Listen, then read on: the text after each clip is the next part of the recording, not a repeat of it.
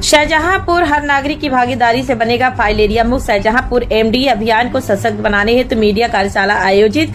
10 फरवरी से 3 लाख लोगों को दी जाएगी ट्रिपल ड्रग थेरेपी। राष्ट्रीय फाइलेरिया उन्मूलन कार्यक्रम के अंतर्गत जनपद के 13 ब्लॉकों में 10 से 28 फरवरी 2026 से सामूहिक दवा सेवन MDA-IDA अभियान संचालित किया जाएगा। अभियान को प्रभावी बनाने के उद्देश्य से सोमवार को मुख्य चिकित्सा अधिकारी की अध्यक्षता में Shahjahanpur THE grand arc hotel में मीडिया संवेदीकरण कार्यशाला आयोजित की गई। Centre for advocacy and research CFAR के सहयोग से आयोजित इस कार्यशाला में मीडिया कर्मियों को फाइलेरिया की गंभीरता, MD अभियान की रणनीति तथा संभावित चुनौतियों की जानकारी दी गई, ताकि सही संदेशों के माध्यम से अधिक लोगों को दवा सेवन के लिए प्रेरित किया जा सके।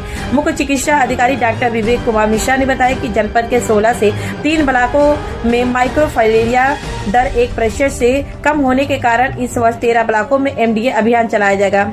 10 फरवरी से 28 फरवरी के बीच चलेगा, जिसमें जो है हमारे यहाँ जो टीमें गठित की गई हैं 2832, वो घर घर जाकर लोगों को फाइलेरिया से बचाव हेतु 3 तरह की दवाएं, जिसे DEC, एल्बेंडाजॉल और आइवरमेक्टिन है, उसे आयु वर्ग अनुसार और लंबाई के अनुसार खिलाएंगे। कितने लोगों को खिलाई जाएगी ये करीब हमारी 30 लाख जनसंख्या है, जिसे हमें आच्छादित करना है इन गोलियों से। क्या ये जो रोगी जी, इसमें जो हमें विशेष रूप से ध्यान रखना है लंबाई और आयु के विषय में अगर बात करें तो 1 साल से छोटे बच्चों को ये दवा नहीं दी जाएगी। 1 से 2 साल तक के बच्चों को आधी एल्बेंडाजॉल दी जाएगी। 2 से 5 साल तक के बच्चों को 1 गोली DEC और 1 एल्बेंडाजॉल की दी जाएगी। 5 से ऊपर जो बच्चा होगा उसको 1 गोली 5 से जो ऊपर बच्चा होगा, 5 से 15 के बीच जो बच्चा होगा, उसको जो है 1-2 गोली DEC, 1 एल्बेंडाजॉल, और साथ में उसकी हाइट नापी जाएगी।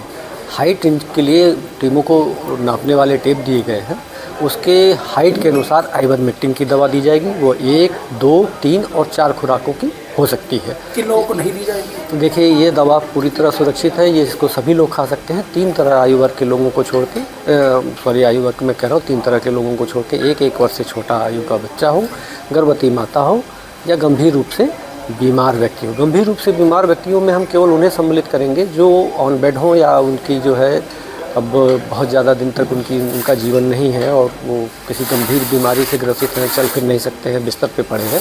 ऐसे लोगों को ये दवा नहीं दी जाएगी। ऐसा इसलिए होता है कि हो सकता है वो अपने सामान्य कारणों से उनकी मृत्यु हो, लेकिन बाद में इस तरह की बातें प्रचारित हो कि उन्होंने फाइलेरिया से बचाव हेतु दवा खाई थी, इसलिए इनकी डेथ हो गई या इनकी मृत्यु हो गई। फाइलेरिया की दवा को लेकर समाज में जिस तरीके की भ्रामकता है, उसको दूर करने के लिए क्या संदेश है? जी, देखिए महोदय, जो फाइलेरिया की दवा हम लोग बार बार इसको कहते हैं, ये फाइलेरिया की दवा नहीं है, ये वास्तव में फाइलेरिया से बचाव हेतु दवा है। जिस तरह बच्चों को पोलियो से बचाने के लिए हम पोलियो की ड्रॉप पिलवाते थे, उसी तरह अपने समाज में माइक्रोफाइलेरिया को ख़त्म करने के लिए, प्रत्येक व्यक्ति को वैक्सीनेट करने के लिए, या ये कहें कि उसके अंदर से माइक्रोफाइलेरिया नाम के कृमि को हटाने के लिए ये दवाएं दी जाती हैं।